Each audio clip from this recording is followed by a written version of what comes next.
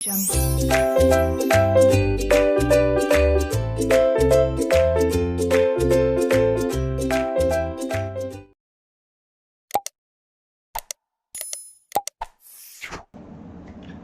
hello everyone, and welcome back to my channel named Learning to Learn. So this is my YouTube channel, as you can see, and you can follow me on Instagram, Facebook, LinkedIn, and as well as on Unacademy. I'm a verified educator on Unacademy.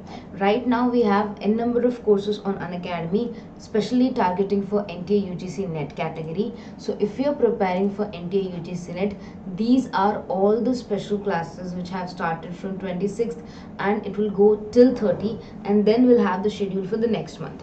So before going any further, as you all are aware that we have NTA UGC NET exams from the first week of October. So all the people are requested to join these classes as much as possible, and these are 100% free classes, so you can practice various MCQs. So in this particular week we are trying to complete 100 MCQs of ICT, 200 MCQs of people and environment, 120 MCQs of audit, and 80 MCQs of of management as well.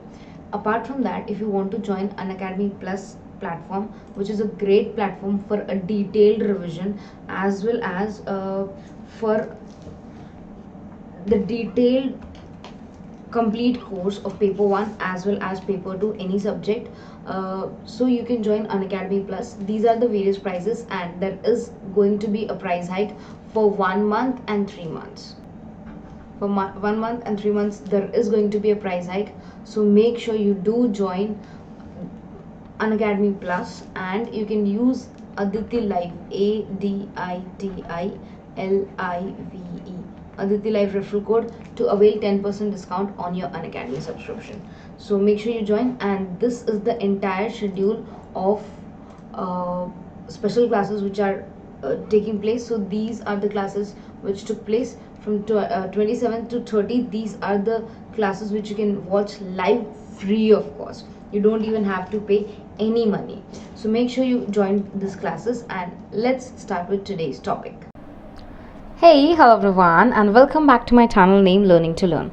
So in the last class what we did was we completed various types of organizational goals, and we actually understood what are these organizational goals and what are the classifications. So we did individual goals, organizational goals, personal goals, social goals, official goals, and actual goals. So after completing the point of goals, now today let us discuss about one more important topic, that is group dynamics. So this would be our new topic for today, group dynamics. I hope this image is very clear, and if you want the notes for the same, what you can do is you can just go to Telegram channel and join this particular channel which is there on the screen. Just search this name, or if you don't get the name, you can get the link of the channel in the description box below, so that you can download the notes for the further studies. Now it's in the page number 90, as you can see, and I made this notes in the year 2009. So these are, yes, very old notes, but there is rarely any changes made in organization behavior or the topic of management. So you can refer these notes today also, but try to just go through your syllabus first and see if all the contents of these matches with your syllabus. This will help you to gain more advantage of these notes. Now let's start with group dynamics. As you can see, group dynamics: when two or more people unite together and interact with each other on the conscious level for the achievement of same common purpose, and then a structure is formed, is called a group. So what is a group? Basically, group is a, you can say, it is, okay, I'll try it again. Group is a set of two or more than two peoples who come together, who communicate, and who communicate with a conscious level, where both the parties understand what they are going through, what they are communicating, and what they need. Okay, so that is group, first of all. Now group dynamics is something entirely different. So this is just a group. So this first definition which you have seen of 5 lines, it is just group. Now these members who form the group have feeling of cooperation, interdependence.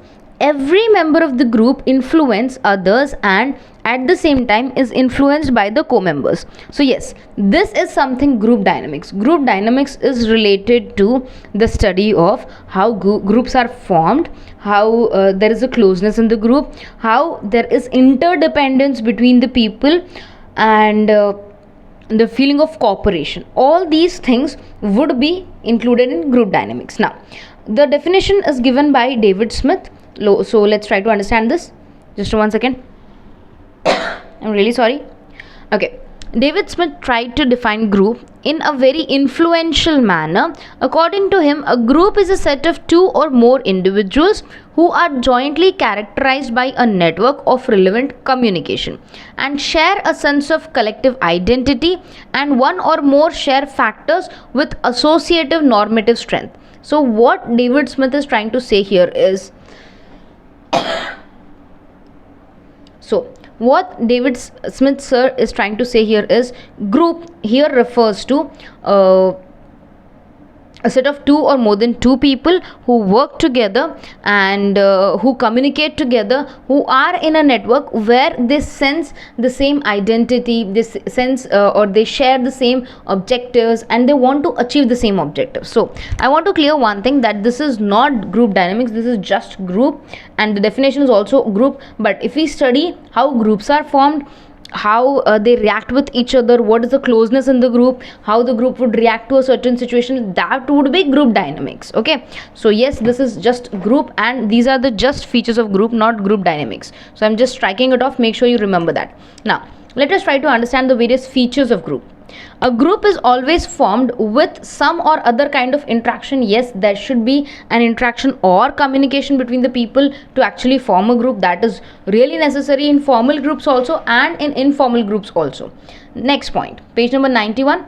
A group always have some common goals. Yes, if it is a formal group, the organizational goals would be the goals for the group. If it is an informal group, then certain interests, certain hobbies or certain goals would be definitely common, so that the person can talk to each other on a topic and they can agree and they can move forward together. The third point is, every member of the group does not have a separate identity, but they share a common identity as a group. So this is also important. Fourth point, all the members should cooperate with each other and interdependent on each other. Yes, because it is a group, you should work together, you should discuss many things together, and ultimately there is an interdependence on each other inside the group, and there is no separate identity of individual persons. The group has, or the group holds, entire identity. Now through all the members are bounded with rules and regulations, but still there is a psychological contact between the members and the organization. Conclusion, every structure is considered as a group if it consists of following features. So if all these features are there, then every subset, even if it is a small set, like it includes only 2 people or 3 people, it will be considered as a group if all these characteristics which we have studied so far are included. Okay, now in the next class we would be understanding the importance of group, and then we'll move forward with the kinds of groups. So I hope you have understood this class. If there are any problems, please do let me know. I would love to solve your doubts. Till then, take good care of yourselves, study hard. Bye everyone.